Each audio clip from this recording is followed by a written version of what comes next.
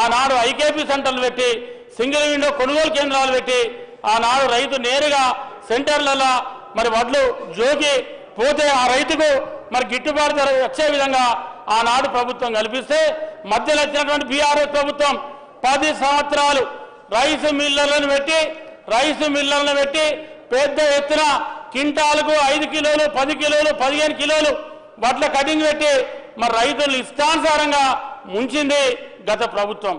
ఇవాళ కాంగ్రెస్ ప్రభుత్వం వచ్చిన తర్వాత ఈ సంవత్సర కాలంలో 3 ఫసళ్ల 2023 ప్రభుత్వం వచ్చిన ఆ సంవత్సరంలో మొన్న పేన ఏసంగి మొన్నటి వానాకాలం పంట ఎక్కడ కూడా రైతులకు పారదర్శకంగా వడ్ల కటింగ్ లేకుండా ఇలా రైతు వడ్లు అమ్మిన తర్వాత కాంట అయిన తర్వాత 48 గంటల్లోనే రైతు అకౌంట్లో డబ్బులు జమ అయ్యే విధంగా ఇవాళ ప్రభుత్వం ఏర్పాటు చేసింది. ఇది ఇవాళ రైతుకు ఈ రాష్ట్రంలో కాంగ్రెస్ ప్రభుత్వం చేస్తున్నటువంటి ఒక గొప్ప చరిత్రాత్మకమైనటువంటి ఒక ఘట్టం. మరి గత ప్రభుత్వం ఏనాడన్నా రైతుల గురించి పట్టించుకున్న దాఖలాలున్నాయా? మరి వడ్ల కటింగ్ అవుతా ఉంటే మరి వడ్ల కటింగ్ గురించి మాట్లాడిన దాఖలాలున్నాయా? మొన్న మనం చూసినాం పేన ఏసం కానీ మొన్న వానకాలం కానీ ఒక 4-5 మరి మాజీ మంత్రులు తిరుగుతూ ఉంటే నాకు ఆశ్చర్యం అనిపించింది. ఐకేపీ సింగిల్ విండో సెంటర్లలో పోయి మరి వడ్లు కొంటలేరు, ఇంకా వడ్లు జోక్తలేరు, రైతులకు అన్యాయం జరుగుతుందని చెప్పి ఒకరోజు మాట్లాడుతూ ఉన్నారు. పక్క సెంటర్ పోయి మళ్ళీ అక్కడ మాట్లాడుతూ ఉన్నారు రైతుల బోనస్ ఇయ్యాలి ప్రభుత్వం అని చెప్పి. అసలు రైతుల వడ్ల జోక్తలే అని చెప్పి మీరే చెప్తారు, రైతులకు బోనస్ ఇస్తలే అని చెప్పి మీరే చెప్తారు. అసలు ఇది నిజమా అది నిజమా ఏది నమ్మాలో ఒకసారి మీరు ఆలోచన చేసుకోవాలి. అబద్ధం ఆడినా ఆ అబద్ధం అతికినట్టు ఉండాలి.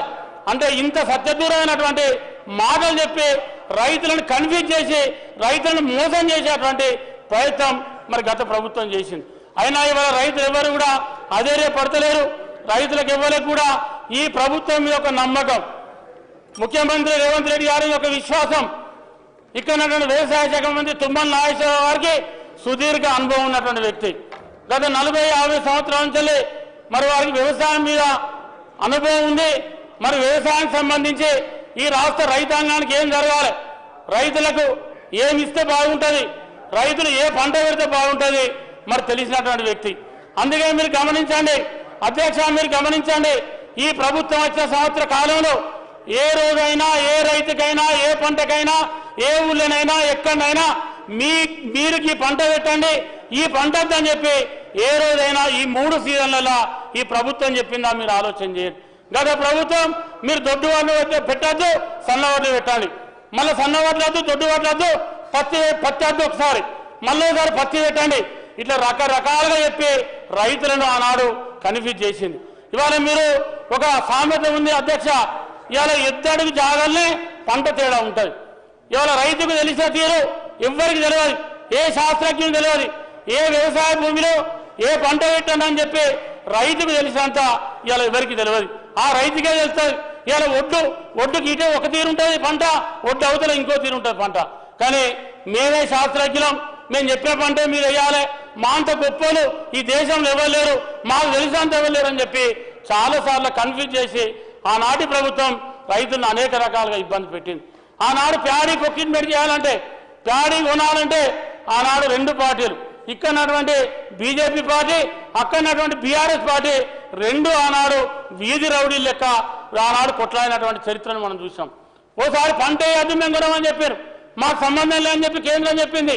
ఇట్లా రకరకాలుగా ఇబ్బంది పెట్టి ఒక రైతు భరోసా రైతు బంధు ఇస్తున్నాం, ఇదే సర్వరోగ నివారణ అని చెప్పి ఆనాడు పంట పోతే పంట నష్టపరిహారం ఇచ్చినటువంటి దాఖలాలు లేవు. ఇవాళ మన ప్రభుత్వం ఈ ప్రభుత్వం వచ్చిన తర్వాత ఈ రైతు ప్రభుత్వం వచ్చిన తర్వాత ఎక్కడ పంట పాడైనా ఎక్కడ అకాల వర్షాలు వచ్చినా వర్షం కొట్టినా ఎక్కడ పంట ఇవాళ రైతుకు నష్టమైనా ఆ రైతుకు నష్టపరిహారం ఇచ్చేటువంటి ఏర్పాటును ఇవాళ కాంగ్రెస్ ప్రభుత్వం చేస్తూ ఉంది. ఇవాళ రైతులకు గొప్ప గొప్ప కార్యక్రమాలు చేస్తూ ఉన్నది. ఇలా రైతు బీమా విషయంలో కానీ ఇవాళ రైతు బీమా కూడా మరి ఈ పంట నుంచి పెద్ద ఎత్తున డబ్బులు కడతా ఉంది. ఇలా పంట బీమా కానీ రైతు బీమా కానీ ఇవన్నీ కూడా ప్రభుత్వం నిర్ణయం తీసుకొని చేయబోతా ఉంది.